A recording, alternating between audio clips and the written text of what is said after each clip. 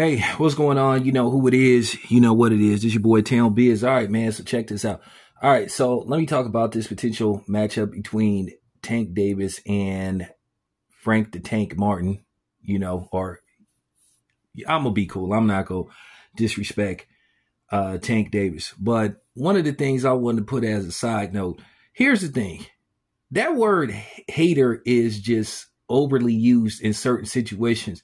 When people criticize somebody, people, translate it into hating and all this kind of stuff. At the end of the day, you have a right to critique somebody and criticize somebody.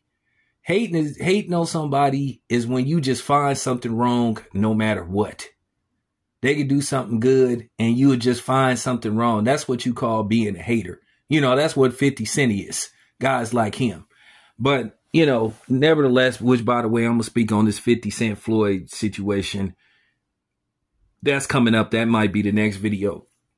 But the thing is, okay, so Tank Davis is potentially going to fight Frank the Ghost Martin, in June, sometime in June. I doubt that it'll be on June 1st because that's Arthur Beterbiev versus Dimitri Bivol. That's going to be a big fight. That's going to be a huge fight. And at the end of the day, I don't think, you should try to have a fight on that date to where it can interfere with, basically, viewership or pay-per-views, whatever way this fight is going to be brought to the public. In all likely, it'll be a pay-per-view, it'll be ESPN Plus or whatever the case may be. But Dimitri Bivol and both Arthur Beterbiev is going to get big checks for this fight, and congratulations to both of them. But the thing is with Tank, now, the Tank apologists are coming, trying to basically flood people's channels and troll say, see, well, so much for Tank not fighting a black fighter. Well, last time I checked, Shakur Stevenson was black. Last time I checked, Devin Haney was black. Just because Tank had a big payday, his last outing, which by the time he gets back in the ring, it'll be a year or over a year since we last saw Tank, which, by the way, that's a problem. You can't be the face of boxing when you're only fighting once a year. But, now, once again, you got people trying to be managers. I think the thing is that turns people off and makes people criticize Tank. He says one thing and does another. He tweets, then he erases tweets. And, my thing is, if you're going to tweet something, stand on it. Don't tweet something and then erase it as if you changed your mind. That comes across as weak. Stand on what you say. The thing is with Tank, he will tweet about something. He'll bring up something. And then when you bring something to his attention, he acts like he doesn't understand what you're saying, or he cusses you out. And if you go on social media, he blocks you and all that type of stuff. So my thing is with the Frank Martin fight, let's just keep it 100. Look at Frank Martin's resume compared to Shakur Stevenson or Devin Haney. And come on. Logically, financially, Devin Haney and Shakur Stevenson would be more lucrative and, more what you would call polarizing fights. They would be fights that you would pay more attention to. Frank Martin is relatively unknown around the boxing circuit. He's a good, solid boxer, but to a certain degree, he is unproven. And the reason why Tank is getting called out about his selection of Frank Martin, well, Tank was the same dude that was talking about Devin Haney's ticket sales, how much his tickets cost, and this, this, that, and the third. But then, talking about his pay-per-views. But then he's fighting Frank Martin. Frank Martin has yet to really headline a fight at a arena, because Frank Martin has been fighting in conference rooms and ballrooms. That's why we call him a ballroom fighter, because a lot of times they use conference rooms for ballrooms, for galas and all that kind of stuff, where capacity at best maybe 3,000 people. And then a lot of people was sitting up buying what Frank Martin was selling. Now, if Al Heyman decided to match what Frank Martin was going to get for the Shakur Stevenson fight, I know for a fact that he was going to get it, upwards of $1.3 million. Biggest payday. Now, if Al Heyman talked about it a fight and he's going to match it, then I guess to a certain degree, no harm, no foul. But then due to the fact that you agreed to the fight and then pulled out of it, and then you tried to make it look like you wasn't offered enough money, but at the same time, your fight against Rivera, you made like 75 grand. And then the fight before that, you made a ledge somewhere between 150 and 200 grand. And then you trying to act like 1.3 isn't enough money for you. Okay, that just comes across as cap.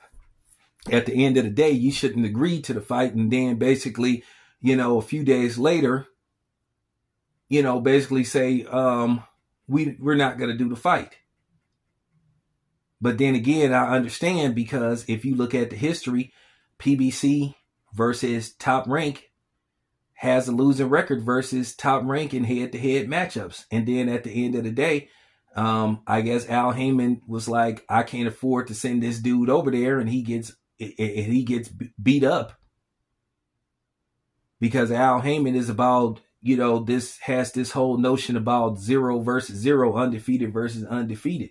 But at the end of the day, you could be undefeated all you want, but if you haven't fought stellar opponents to remain undefeated, or you have question marks around who you beat to remain undefeated, then you back at square one.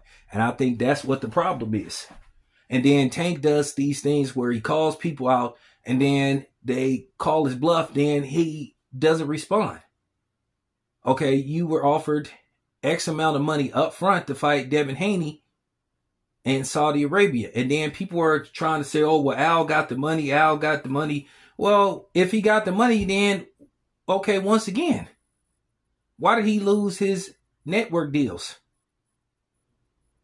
Why doesn't he have any upfront money from Amazon? And a lot of times people feel like they have this notion where they have to, protect and defend Al Heyman, at all costs. And I used to be like that. But then when I just seen some of the stuff that was going on behind the scenes with Al Heyman and the PBC, I got off that trade, because I know exactly what's going on. If Al Heyman got so much money, why didn't he make Devin an offer? They keep talking about send him an offer. Well, Conor Benn sent him an offer after he called him out. And then he turned it down. But at the end of the day, I kind of understand, because Conor Benn fights at junior middleweight. So that might be a little too much for Tank to be able to chew on. And then we all know that Tank is going to put a rehydration clause and all that kind of stuff. So, like I said, Tank does this to himself. Don't sit up there and say that you will do this, you will do that. And then when people call your bluff, then all of a sudden you tweeting, they made me mad and they need to send me to Ferrari. You just sound weak as fuck. That just got to be said. But the Frank Martin fight, okay, as far as maybe competitiveness goes, okay, fine. But at the same time, it doesn't fit the repertoire that you supposed to have when it comes to setting up a fight. Because like I said before, you talking about Devin Haney, Shakur Stevenson's drawing power, they pay-per-view numbers, they ticket sales, and how many tickets they selling at what price. And then once again, well, when has Frank Martin been on pay-per-view? When has Frank Martin fought at arena?